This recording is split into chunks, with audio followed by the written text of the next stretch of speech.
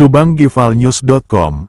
Klarifikasi Ketua Umum Karang Taruna Kabupaten Subang Heri Susanto Sarjana Ekonomi terkait polemik dualisme Karang Taruna Kecamatan Patok Besi yang semakin memanas pasca terpilihnya Rizky Syamsul Bahri secara aklamasi pada temu karya Karang Taruna, hari Sabtu tanggal 21 September tahun 2024.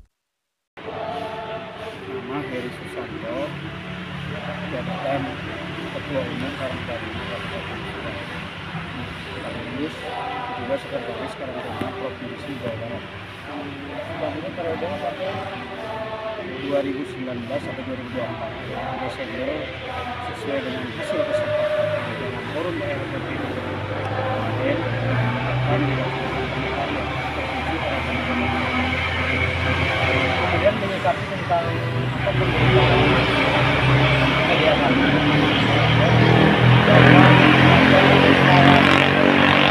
satu orang yang mengaku awalnya temu kali sebelumnya dia sebagai ketua Karang Taruna tingkat kecamatan. Nah, menurut ketua legalitasnya sejauh mana seorang tersebut? Baik, menyikapi persoalan yang saya baca di dalam media kemarin pasca terjadinya temu karya Karang Taruna Kecamatan Patok Besi.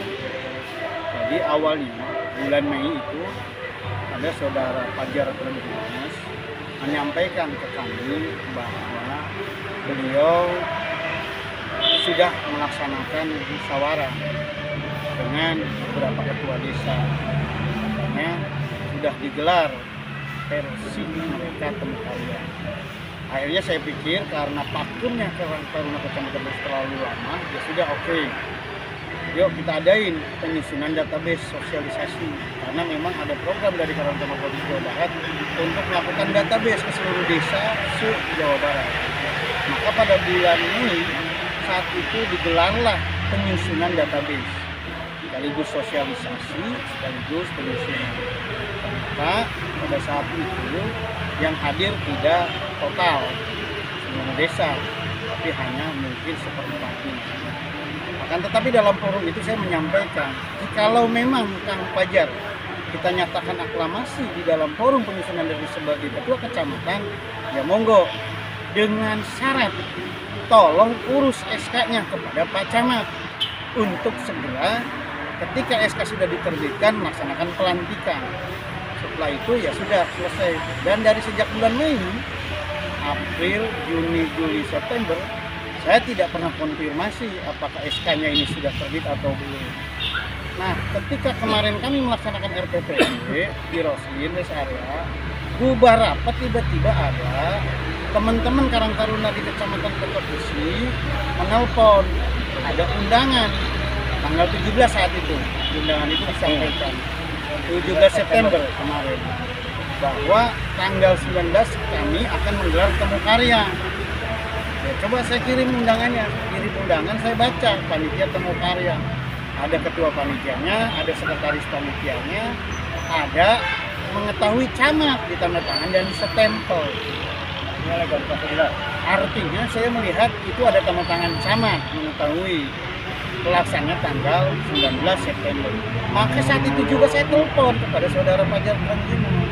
Saya nanya, Jar, kok ini ada undangan temu karya? Camat mengetahui. Saya nanya ke Fajar, SK Fajar dari Pak Camat terbit belum? Belum. Nah, baru itu saya tahu kalau ternyata Fajar belum ada SK dari Pak Camat. Oke. Kemudian saat pada saat ketua ini ke Kecamatan Patok Besi berarti bukan temu karya. Jadi temu karya itu ada tahapan dan mekanisme. Nah, pada saat saya hadir saat itu adalah penyusunan database. Dibuktikan dengan dokumentasi yang saya miliki. Tidak ada spanduk temu karya, tidak ada cerita format pimpinan nasionalnya, tapi saya saat itu menganggap karena pakemnya Karang Taruna Kecamatan Patok Besi, kalau memang untuk menjalankan roda organisasi dan Fajar punya kapasitas, jalankan. Saat itu perintah saya, karena belum ada cerita teman-teman pergerakan mau melaksanakan temu karya saat itu. Nah, saat itu penyusunan database, tapi dalam forum itu saya menyampaikan Jika memang Fajar mempunyai kapabilitas untuk memimpin Karangtaruna Kecamatan secara aklamasi, yuk jalankan. Tapi dengan syarat segera minta SK ke Pak Camat dan legalkan untuk dilaksanakan pelantikan. Dan saya baru tahu September ternyata tidak ada SK-nya. Oke, aklamasi mungkin kan harus memenuhi forum juga. Kan ceritanya kalau melihat aturan main di situ tidak memenuhi quorum. Kan saya sudah mengatakan karena dengan tidak ada SK camatnya saja kan sudah selesai. Artinya saat ini setelah Fajar ini artinya tidak menyetorkan atau tidak ada pemberitahuan dia mengaku sebagai ketua Karangtaruna Kecamatan, yang pada akhirnya terjadilah temu karya yang sesungguhnya. Jadi saya juga pada panitia temu karya ini pun tidak tahu kronologis ya. Karena saya tidak pernah diundang dalam rangka pembentukan panitia, kemudian mereka rapat kerja, tiba-tiba ada undangan temu karya aja ke Karangtaruna Kabupaten dengan kop panitia temu karya, kemudian undangannya jelas dan mengetahui camat. Jadi yang saya hargainya adalah mengetahui camat. Oke, artinya kan temu karya itu terjadi berarti tanggal 19 September kemarin. 19 September ya, kemarin. Berarti secara legalitas surat kepanitiaan jelas. Ada mengetahui camat. Oke. Kemudian pemenuhan quorum juga. Laporan daripada teman-teman kabupaten yang saya instruksikan untuk hadir, seluruh desa hadir. Tapi saya belum ngecek secara administratif. Ya, saya minta ke panitia sama utusan kabupaten juga baru ketemu hari ini karena saya dari sejak tanggal 17 April saya di luar kota. Saya mau ngecek administratif. Apakah yang hadir dari seluruh desa itu membawa minimal salinan SK kepengurusan atau surat mandat yang diberikan oleh kepala desa untuk menghadiri temu karya itu. Artinya aklamasi juga sah. Kalau bicara mekanisme, ya, bahwa temu karya yang kemarin digelar itu sudah memenuhi syarat secara administratif, yaitu ada undangan temu karya, mengetahui camat, kemudian quorum, kemudian proses tahapan sidang pleno semua dijalankan juga. Nah, cuman kan saya belum ngecek administratif. Yang hadir kemarin di daftar hadir itu benar nggak sih mereka itu ketua atau sekretaris atau pengurus desa yang diberi legal formal oleh kepala desa? Karena kan saya juga belum tahu. Karena kalau jelas versi Fajar dulu kan saya nggak pernah menghadiri temu karya. Oke, terus kemudian hanya penyusunan database. Secara aklamasi diperbolehkan nggak dalam? Sangat diperbolehkan. Ketika seluruh peserta menyepakati hanya ada satu kandidat, maka itulah aklamasi. Di dalam tata tertib kebiasaan organisasi kami itu ada istilah ya yang mempunyai hak suara penuh itu adalah peserta utusan. Dalam tatib itu ada istilah mau one delegation one vote atau one man one vote. Kalau one delegation one vote itu adalah satu delegasi satu suara, kalau one man one vote adalah satu orang satu suara. Misalnya satu desa itu dihadirkan 2 orang. Kalau one delegation one vote berarti 2 orang itu hanya punya hak suara 1. Tapi kalau one man one vote yang 2 orang itu punya hak suara semua. Nah kan saya kan belum dapat laporan apakah mekanisme kemarin one delegation one vote atau one man one vote berdasarkan tatib.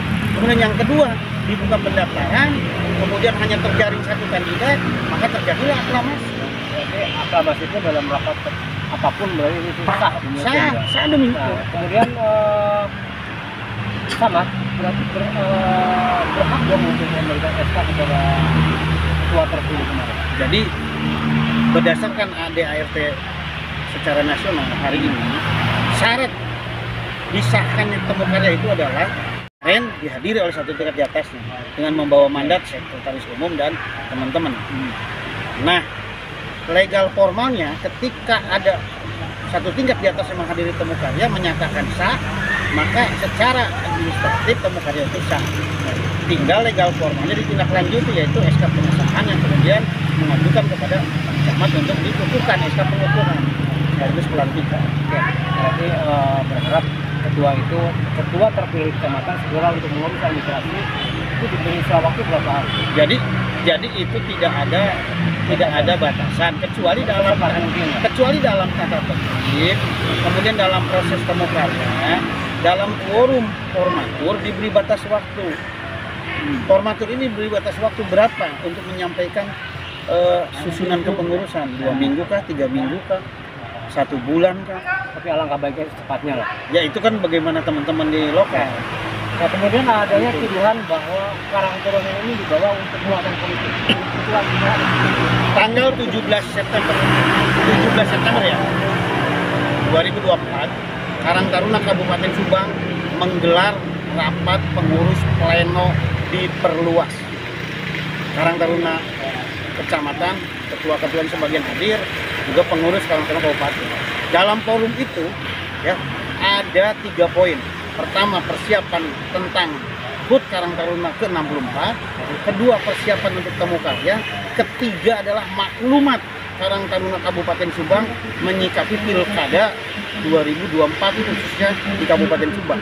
Saya sebagai ketua umum dalam forum itu menyatakan dengan sekencang-kencangnya haram hukumnya secara lembaga organisasi Karang Taruna berada di dalam satu paslon.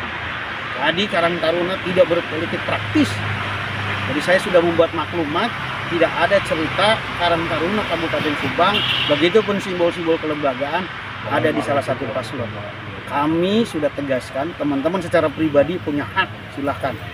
Ada di 3 paslon, sebagai tim pemenangan, sebagai pendukung itu punya hak. Karena teman-teman di Karang Taruna ada yang berwarna PDIP, ada yang berwarna Golkar, ada yang berwarna PKS, ada yang berwarna Gerindra, ada yang berporos politik terhadap PKB dan lain-lain. Sehingga itulah keberagamannya kita hargai. Tapi secara personal monggo silahkan. Nah ketika hari ini menyatakan bahwa Karang Taruna Kabupaten Subang digiring kepada wilayah politik praktis, saya nyatakan sebagai ketua umum tidak berada di 3 paslon itu. Tapi kalau pribadinya monggo silahkan. Jadi tuduhan itu sangat tidak mendasar dan saya bisa dibuktikan dengan media yang kemarin pada saat meliput RPPD dan rilisnya sudah kita keluarkan. Bahkan sudah saya share di grup pengurus desa sekabupaten, pengurus kecamatan, begitupun pengurus kabupaten. Oke, terakhir untuk pendukung pilkada mendatang, kisi-kisi apa yang akan disampaikan kepada teman-teman? Saya sudah sampaikan ke teman-teman yang ada di paslon 1, paslon 2, paslon 3, silahkan mainkan visi misinya, mainkan program kerjanya, titipkan Karang Taruna. Karena Desember saya sudah selesai menjadi ketua umum di Karang Taruna Kabupaten Subang 12 tahun. Waktu yang cukup panjang saya memimpin dan saya akan serahkan tongkat estafet itu kepada teman-teman yang ada di Kabupaten Subang. Maka saya nitip kepada 3 paslon visi misinya, program kerjanya agar Karang Taruna diperhatikan 5 tahun yang akan datang.